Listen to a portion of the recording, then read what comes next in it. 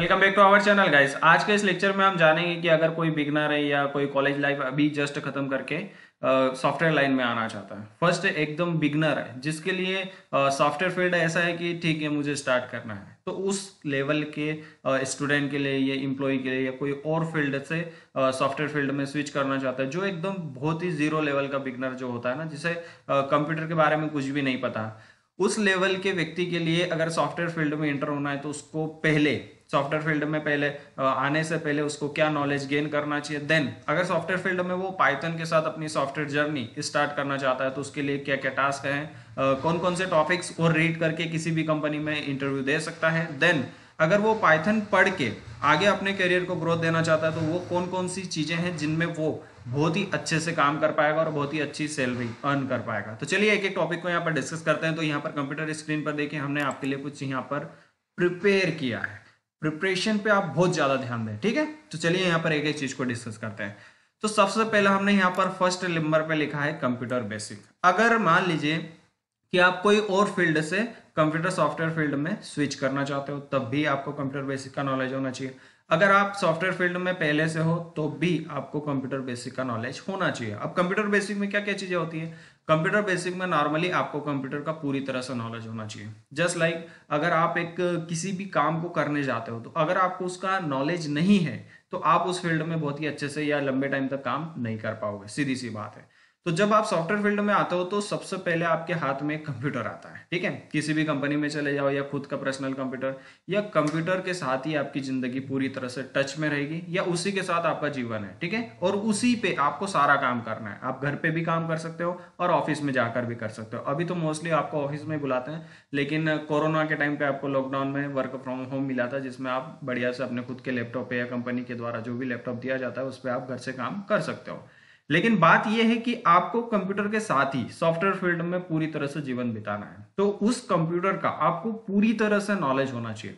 वो कैसे काम करता है, उसमें स्टोरेज की क्या क्या प्रॉब्लम्स होती है, उसका प्रोसेसर क्या है, वो प्रोसेसर की स्पीड आप कैसे बढ़ा सकते हो, इन्वायरमेंट क्या होता है। मान लीजिए कि आपके स्टोरेज में जो कंप्यूटर का लोकल मेमोरी है उसमें कुछ स्पेस खत्म हो चुका है, या आपके लिए जो वर्क स्पेस है वो खत्म हो चुका है, तो आप वर्चुअल इन्वायरमेंट कैसे अपने खुद के कंप्यूटर में क्रिएट करके अपना एक नया प्रोजेक्ट एग्जीक्यूट कर सकते हो। ऐसी बहुत सारी चीजें हैं। तो आपको कंप्यूटर बेसिक में ये नॉलेज नहीं लेना है कि मुझे कंप्यूटर ऑन करते आता है, मुझे कंप्यूटर चलाते हैं, नहीं। आपको क्या करना है, कंप्यूटर कैसे स्टार्ट होता है, कैसे चलता है, एक एक प्रोसेस आपको उसमें देखनी होगी कि कैसे कंप्यूटर इनपुट ले रहा है, कैसे उसको प्रोसेस कर रहा है, कैसे कंप्यूटर आपको आउटपुट दे रहा है। ये सारी चीजें जब आप एक नॉर्मल कंप्यूटर के बेसिक नॉलेज में आप जब गेन कर लोगे तो आपके लिए बहुत ही आसान होगा। जब आप सॉफ्टवेयर फील्ड में किसी सॉफ्टवेयर को डेवलप करोगे या किसी टीम के साथ काम करोगे, किसी प्रोजेक्ट के ऊपर काम करोगे, तो वहां पर बहुत सारी चीजें हैं, लेकिन आपके लिए आसान होगा। क्यों? क्योंकि आपके पास एक कंप्यूटर है जिसका आपको पर्याप्त नॉलेज है, जितनी आपको रिक्वायरमेंट है उस चीज का उसको आपको पूरा करना है। और आपके पास ये चीज है कि जब आपका कंप्यूटर स्लो हो जाता है तो आपके पास नॉलेज है कि आप अपने कंप्यूटर की स्पीड कैसे बढ़ा सकते हो। आपके पास अगर कंप्यूटर में मान लीजिए कि एक वर्क स्पेस जो होता है वो खत्म हो चुका है, तो आप वर्चुअल इन्वायरमेंट का अगर आपको नॉलेज है तो आप अपना खुद का एक वर्चुअल इन्वायरमेंट क्रिएट करके उसमें अपना काम कर सकते हो। ऐसी बहुत सारी चीजें हैं जिनका आपको नॉलेज लेना है। तो फर्स्ट चीज हमारे पास यहाँ पर है कंप्यूटर बेसिक। अगर आप सॉफ्टवेयर फील्ड में नए हो या कंप्यूटर फील्ड में आप इंटर होना चाहते हो, किसी और फील्ड से स्विच करना चाहते हो, तो बेस्ट है पहले आपको कंप्यूटर बेसिक का नॉलेज लेना होगा, तभी आप आगे सॉफ्टवेयर फील्ड में बहुत ही लंबे समय तक टिक पाओगे और बहुत ही अच्छे से काम कर पाओगे। देखिए नॉर्मली एक होता है प्रोग्रामर जो कंप्यूटर बेसिक का नॉलेज नहीं लेता, वो मान लीजिए किसी प्रोग्रामिंग लैंग्वेज का नॉलेज लेता है, देन अपने प्रोजेक्ट पे काम करने लग जाता है। अब उसके साथ प्रॉब्लम क्या होती है कि उसके साथ प्रॉब्लम ये होगी कि जब उसके कंप्यूटर में कुछ प्रॉब्लम होगी ना, मान लीजिए सॉफ्टवेयर या जो भी वो काम करेगा वो तो कंप्यूटर पे ही करना है, तो जब उसके कंप्यूटर में कुछ प्रॉब्लम होगी तो वो उसको सॉर्ट आउट नहीं कर पाएगा या सॉल्व नहीं कर पाएगा। तो यहां पर आपके पास अगर कंप्यूटर बेसिक का पर्याप्त नॉलेज है तो आपके सामने जब भी कोई ऐसी प्रॉब्लम आती है कंप्यूटर से संबंधित तो आप उसका हल कर पाओगे, ठीक है। तो फर्स्ट चीज यहां पर खत्म हो चुकी है, कंप्यूटर बेसिक का आपको पर्याप्त नॉलेज होना चाहिए, तभी आप सॉफ्टवेयर फील्ड में इंटर करोगे, ठीक है।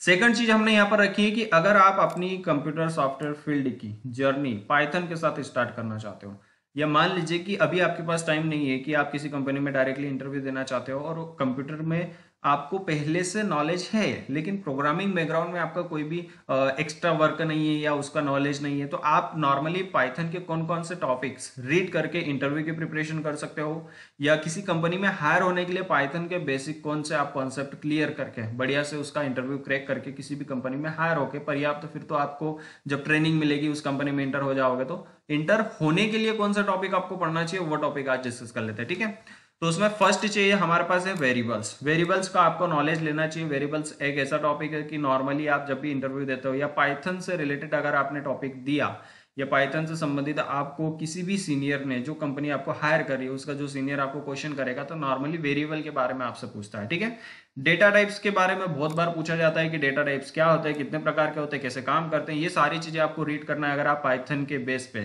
किसी कंपनी में इंटरव्यू दे रहे हो या पाइथन के बेस पे आप आगे जीवन में सॉफ्टवेयर फील्ड में काम करना चाहते हो। ठीक है, अब इसमें बहुत सारी चीजें हैं।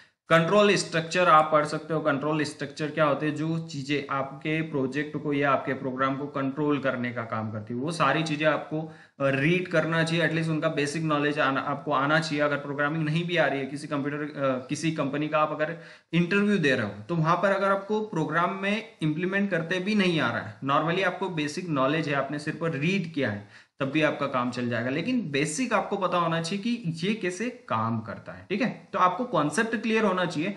अगर आपको इंप्लीमेंट करते नहीं भी आ रहा है तो ठीक है, कंपनी वाला समझेगा कि ठीक है हम इसको ट्रेनिंग देंगे, देन इससे काम करवा लेंगे। तो कंपनी को काम से मतलब है, इससे मतलब नहीं है कि आप कितना वहां बर्डन लेके जा रहे हो। उनको ये मतलब है कि उनके पास जो बर्डन है उसको आप कैसे कम कर सकते हो। ठीक है, अगला यहाँ पर है हमारे पास मॉड्यूल्स। मॉड्यूल्स आपको पाइथन में भरपूर मिलेंगे। ठीक है, अब ये मॉड्यूल्स क्या होते हैं? मॉड्यूल्स आप ये समझ सकते हो कि एक बंडल्स ऑफ फाइल्स है जिसमें बहुत सारे कोड लिखा हुआ है, पहले से आपको लिखना नहीं है। इसीलिए पाइथन को लोग चूज करते हैं कि मुझे पाइथन रीड करना है, मैं पाइथन आसानी से सीख सकता हूं। तो जितने भी यहाँ पर आपको बताते हैं ना कि पाइथन इजीली सीखी जा सकती है, तो पाइथन इसलिए इजीली सीखी जा सकती है क्योंकि उसमें पहले से बहुत सारा कोड लिखा जा चुका है।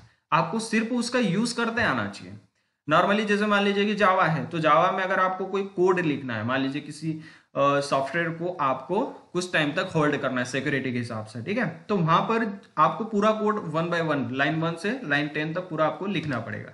अब पाइथन में अगर उसी चीज को करना है ना, तो लाइन नंबर 1 से लाइन नंबर 5 तक का जो कोड है वो पहले से लिखा हुआ है, आपको बस उस मॉड्यूल का यूज करना है और लाइन नंबर 6 से लाइन नंबर 10 तक का कोड लिखना पड़ेगा। तो आपको सिर्फ 5 लाइनें यहाँ पर लिखनी पड़ी।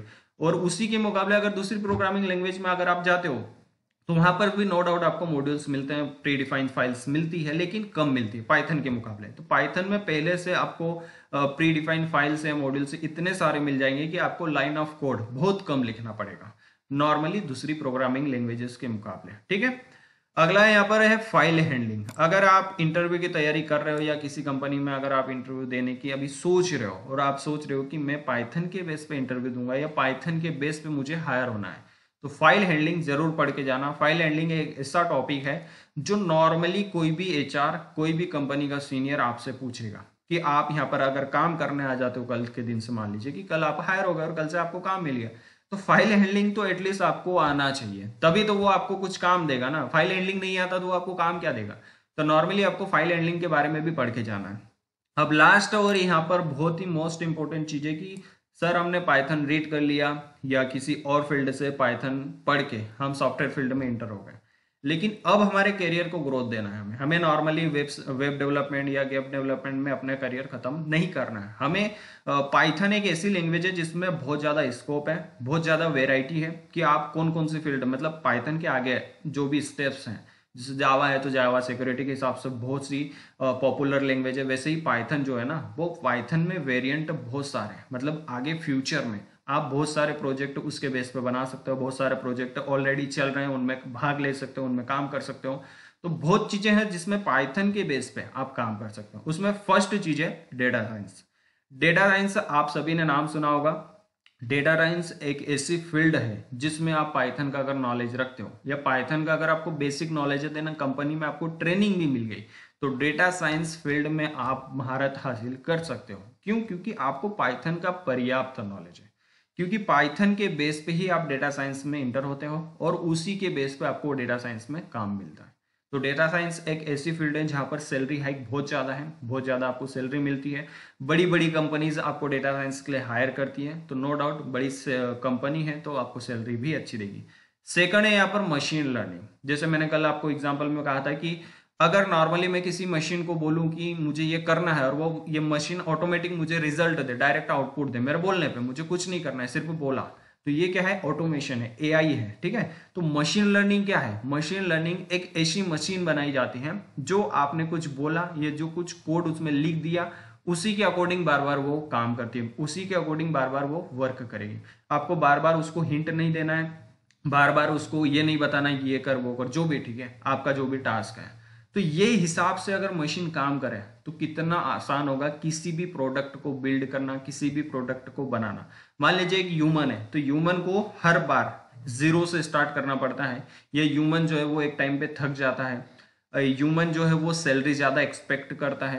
ह्यूमन के ऊपर अगर कोई कंपनी हायर करती है किसी ह्यूमन को किसी काम को करने के लिए, तो उस पर बार बार खर्चा होता है। लेकिन मशीन एक ऐसी चीज है जो अगर किसी कंपनी ने एक बार किसी प्रोडक्ट को बिल्ड करने के लिए बना ली, तो उस प्रोडक्ट को वो कितनी भी क्वांटिटी में बना सकती है। क्यों? क्योंकि मशीन तो थकेगी नहीं। मशीन सुबह 9 से शाम को 9, ये तो नहीं है उसमें टाइमिंग वगैरह कुछ भी नहीं है, वो तो दिन रात काम कर सकती है। तो मशीन लर्निंग इसीलिए बिल्ड किया जा रहा है ताकि ह्यूमन की जो क्वांटिटीज है, जो काम करने की स्ट्रेंथ है, उसको बढ़ा सके। मतलब एक ह्यूमन 10 मशीनों को चला सकता है, तो कितना आसान होगा, 10 मशीनें कितना काम कर सकती हैं, मे बी 100 लोगों से ज़्यादा। तो आराम से मशीन लर्निंग में बहुत ज़्यादा स्कोप है, आप मशीन लर्निंग में भी अपना करियर सेट कर सकते हो। लास्ट और बेस्ट है एआई।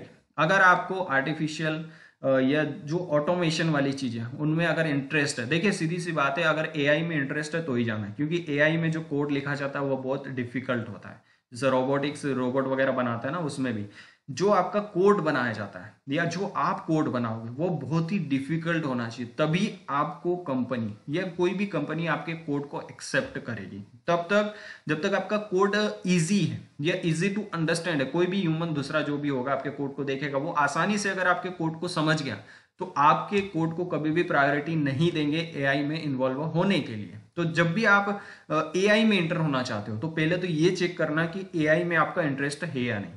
जब आपका इंटरेस्ट बन जाए तो बेस्ट है, आपको कंप्यूटर बेसिक का नॉलेज लेना है, पाइथन का नॉलेज लेना है।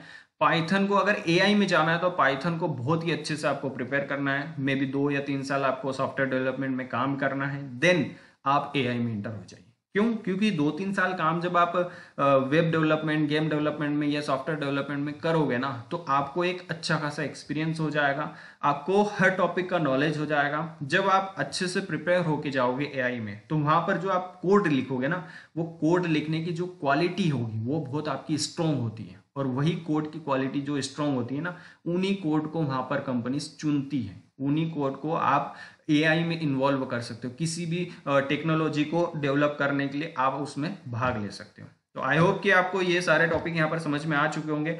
बेस्ट हमारा यहाँ पर आज ये समझाना था कि जो लोग पूछ रहे थे कि सर हम किसी और फील्ड से पाइथन के साथ सॉफ्टवेयर फील्ड में इंटर होना चाहते हैं, तो उन लोगों को आज इस वीडियो के साथ उनको आंसर मिल जाएगा। और आई होप कि ये वीडियो आपको नॉलेजेबल लगा होगा। अगर वीडियो पसंद आया हो तो वीडियो को लाइक, सब्सक्राइब और शेयर जरूर कीजिएगा। तो मिलते हैं अगले वीडियो में। Thank you so much for watching and I will see you in next video guys.